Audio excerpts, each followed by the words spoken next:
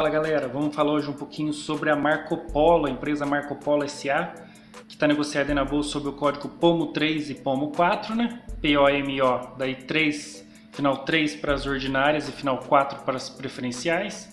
Apresentou o último balanço frente ao segundo trimestre de 2020 em 3 de agosto aí, né? Está com o próximo balanço previsto para 9 de novembro. Mas antes de começar a falar sobre ela, aqueles avisos importantes sempre. Se você chegou agora nesse vídeo, tem uma playlist aqui no meu canal no YouTube, né? E eu também tenho um perfil no Instagram, o link vai estar na descrição desse vídeo, em que eu explico aí, né? Dou dicas desde quem está chegando agora nesse mundo das finanças, saindo do zero aí, até quem já tem um planejamento financeiro, bem como investir em ações também. Hoje em dia o mercado de ações, o mercado acionário também é aquecido, muita gente curiosa aí, tem esse tipo de conteúdo aqui também. E também como analisar ações, como ver os principais dados da empresa, que é o que você vai ver nesse vídeo, e entre outras coisas aí. Outra coisa importante, esse vídeo não é uma recomendação de investimento, tá? Eu só estou trazendo as informações públicas divulgadas pelas empresas, seu balanço no formato mais apresentável para você. E por fim, não menos importante, esse vídeo não é uma torcida para o sucesso ou insucesso da empresa. Como eu sempre vou alertando aí, pessoal, eu trago sempre, na medida do possível, né, na medida das peculiaridades de cada empresa, eu tento trazer sempre o mesmo formato de dados, de balanço de todas, para que fique fácil para você comparar e você fazer sua análise. Aqui eu só trago os dados, quem faz a análise é você, tá? Então vamos falar um pouquinho sobre a Marco Polo. A Marco Polo, para quem é mais atento aí, quem já teve que pegar algum tipo de ônibus, mais atento à indústria aí, já viu, ela fabrica ônibus, muitos desses ônibus de companhia aí, diz quem já fez excursão, quem pega ônibus aí, já deve ter visto um ônibus da Marco Polo, senão acho que é legal você começar a se atentar agora quando você vê um ônibus, esse ele é da Marco Polo. É uma marca ela é bem grande, ela é responsável por 50% da produção e fabricação de ônibus nacional. Ela é a maior da América Latina e está entre as 3 maiores do mundo. Ela está listada no segmento de listagem nível 2. Como sempre, quando falo dos segmentos de listagem, esse é um segmento de listagem considerado aí abaixo do nível 1 e do novo mercado, que seriam em segmentos acima, né? Essa segmentação dela no nível 2 está muito relacionada ao fato de ela ter preferenciais e ter baixo nível de negócios diários, né? Não garante o free float necessário para os próximos níveis, né? Um número de negócios, de ações e circulações para os próximos níveis. O governo, ela não tem participação do governo, ela é uma empresa privada, né? Eminentemente privada. Daí o tag along dela, daí já começam alguns probleminhas que eu considero de governança.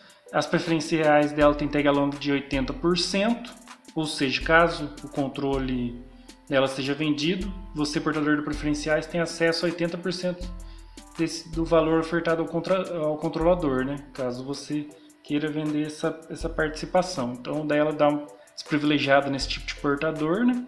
Fica um pouco mais exposto, e você vê que o free float maior, o que os controladores dão mais float, são exatamente para essas preferenciais que tem essa desvantagem. O free float é elevado das ordinárias, mas é bem reduzido. Por isso que eu trago sempre o negócio de áreas, que você vê, ela tem um free float em porcentagem elevada das ordinárias. Só que não tem muita negociação. Apenas 250 negócios diários. Caso haja algo que faça você querer sair dessa empresa, você fica bem. Você tem uma perda ali. Quando tem menos negócio, menos liquidez, né? A oferta é baixa de ações, é uma oferta reduzida. Se você gera esse tipo de demanda de querer sair, você vai ter que pagar um preço aí, um ágio, perdendo um pouco de valor no seu investimento. Você vê que a maioria dos negócios diários está nas preferenciais, assim como o float, né? Que há uma desvantagem quanto ao tag along. Então não é um sinal muito bom aí da governança. Avançando, a receita líquida de 2017, para 2018 ela deu uma subida, mas antes vinha andando de lado aí, né? Você vê que segue muito, esse setor automotivo é razoavelmente cíclico, você vê que vai em ondas, né? Ela consegue apresentar uma receita consistente. Você vê que subiu, agora teve uma pequena queda na pandemia, mas praticamente andando de lado aí, né, nos últimos 12 meses, em relação a 2019. Uma queda perante o volume pequena. Outras empresas sofreram muito mais, mas você vê que a receita líquida aí vai andando meio de lado no longo prazo, né? Vamos ver se ela deu uma boa espichada de 2017 a 2018, conseguiu superar, né, o auge ali de 2012, 2013. Vamos ver o futuro dela, né, que reserva. Mas vinha andando de lado, agora deu uma pequena melhorada aí. Por outro lado, você vê que, apesar da receita ter melhorado de 2017 para para cá, o EBITDA não teve esse aumento, ela teve uma perda operacional aí. O auge dela ali foi ainda realmente 2012, 2013, depois caiu bastante esse operacional, e quando recuperou a receita, né, que a receita até subiu do que estava em 2012, 2013, você vê que o operacional não foi junto. Na verdade, ele só se manteve nos anos ali de 2016, esse operacional. Você vê que aquele caso que a gente fala, aumentar a receita tem que ter um reflexo no operacional, né? Senão, às vezes a empresa começa a fazer muito esforço para aumentar a receita, mas isso não se reflete no lucro, no operacional dela, né? Esse aqui é o caso. Ela tem um operacional forte, ainda mais 2018, 2019, 2017 foi um pouco complicadinho ali o operacional dela, mas mesmo assim, né, não está tendo ganho operacional, só está mantendo aquela consistência ali, andando de lado, com pequena tendência de queda. O resultado financeiro dela é uma coisa legal, que você vê que aquele ano que o operacional foi mais castigado, deixa eu até retornar aqui um pouquinho, 2016, 2017 ali que o operacional dela foi castigado, ela teve um superávit financeiro. Isso aí seria legal para você que, se quiser, que está estudando a empresa, dar uma olhadinha, 2016, 2017, porque foi o responsável por dar uma segurada nesse lucro, ver a origem aí. O que ela fez? Se eu não me engano, o negócio dela de fabricação de ônibus é meio leasing, ou seja, ela pega e aquele leasing, o leasing é bem complicado, mas é aquele esquema que ela faz o ônibus e empresta, e a locatária do ônibus paga grande parte do valor do bem, né, de volta para ela, e ao final ela resgata esse bem de novo, para daí recauchutar, abrindo uma aspas aí, não é recauchutar, né, mas ela utiliza o bem final ali ao final do leasing para produzir outros ônibus. Se eu não me engano, o negócio dela é assim, precisava dar uma confirmada, que eu estou analisando mais os balanços, mas isso talvez justifique uma certa receita operacional e um próprio ciclo da empresa de negócios aí, né? Analisando especificamente o lucro, você vê que ela consegue ter lucros consistentes, já é bem melhor que as empresas passadas aí, que eu ando analisando umas empresas que dão bastante prejuízo. É de se tirar o chapéu, de plena pandemia ela está sendo lucrativa, ou seja, é um negócio que é consistente, que está conseguindo ter lucro nos 12 meses, temos que acompanhar os desdobramentos da pandemia aí, mas ela tem lucro de forma consistente, esse lucro só não está crescendo, né? Você vê que está esse eletrocardiograma aí, é lucrativa, mas está sempre desde 2015 está nessa faixa aí dos 100, 200 milhões aí, né? Complicadinho, de não estar conseguindo ter melhora do lucro. Claro que, como a gente sempre fala, é uma empresa, o lucro cresce eternamente, né? Mas talvez ela não traga tanto retorno assim para o acionista, mas de qualquer forma, como eu falei, tem lucro de forma consistente, 10 anos tendo lucro, já é um bom dado aí para a empresa, né? Aí, como a gente sempre fala, o lucro vai seguindo mais ou menos a cotação, tem um descolamento aí, você vê um certo descolamento, mas é mais pela escala, né, de colocar o lucro pela cotação. Se você for ver, mesmo assim segue, né? 2011 para de 2010 para 2011, o lucro sobe, a cotação sobe. Daí dá esse agrupamento da queda do lucro e um aumento da cotação, daí começa essa queda vertiginosa. Você vê que descola pela uma irracionalidade momentânea do mercado, o lucro dá uma pequena queda e a cotação sobe, só que depois o lucro continua caindo, não aguenta esse movimento de curto prazo da cotação. A cotação começa a cair, de 2012 até 2015 ela caiu bastante, saiu ali dos 5 para quase R$2, né? Você vê que é uma queda substancial, acho que 250%.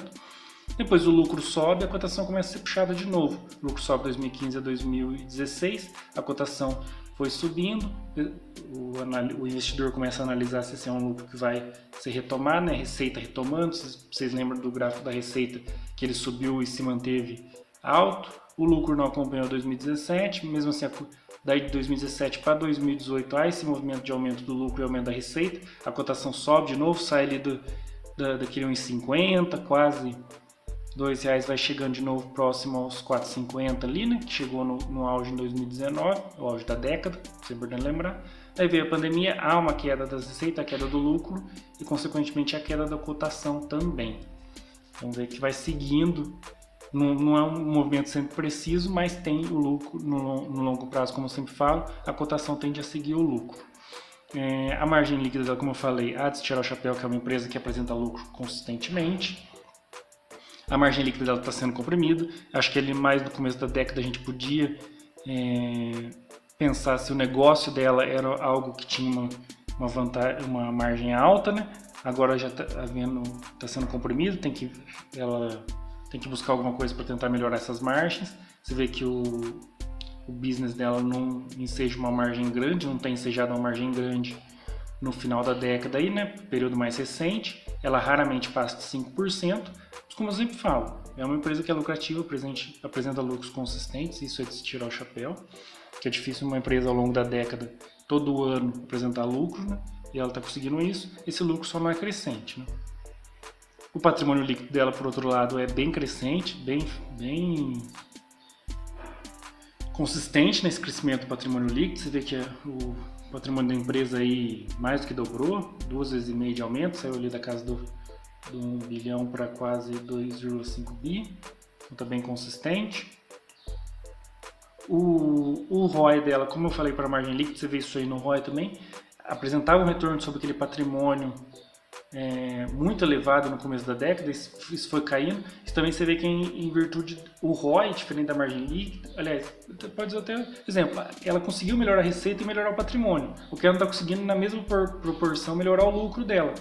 Por isso que as margens e o retorno do seu patrimônio vai caindo, né? Isso aí não tem muito segredo. O que ela tem que fazer é melhorar esse operacional, talvez cortar despesas, tentar melhorar mais um pouco a receita. O que a gente vê é que houve um aumento das receitas, só que as despesas cresceram mais proporcionalmente. Os gastos com o negócio, para rodar o negócio dela, aumentaram mais do que o que está saindo, aumentou proporcionalmente mais do que o que está entrando, né? Daí houve essa compressão das margens do retorno sobre o patrimônio. O caixa dela andando de lado, você vê que ela não tem muito problema tanto para formar quanto para consumir caixa, consegue ter um bom controle de caixa. A dívida também, você vê que hoje em dia, mesmo depois aí até junho, né, no auge da pandemia, ainda é menor do que 2015. Daí você, quando compara, você vê que a dívida líquida dela, né, comparando ali, também tá menor que 2014, acho que deve estar menor que 2015 ainda também. Então, uma dívida que está controlada. Analisando o DB sobre o PL, alguns até, isso é uma coisa legal, que até 2016 mais ou menos, ela se financiava quase 1 para 1, você vê que a escala está em torno de 1 ali, mas até 2016 ela tinha um pouquinho mais de recursos terceiros, né? A dívida ela se financiava mais de recursos terceiros do que PL, isso deu um pequeno invertido, o gráfico caiu para menos de 1 ali, ela está se financiando majoritariamente a partir de recursos próprios hoje, isso eu acho muito legal. É o que você vê que ajuda, né? Quando a empresa não se descontrola muito, mesmo ela não está conseguindo, quando a gestão dela está controladinha, mesmo ela não está conseguindo ter melhora operacional, ela consegue manter o lucro, ela não sofre tanto quanto as outras. Como eu apontei no gráfico do EBIT lá, ela teve um problema de EBIT em 2017, né? O operacional dela deu uma sofrida, então isso distorce bastante esse gráfico em relação à dívida bruta, por estar negativo, né?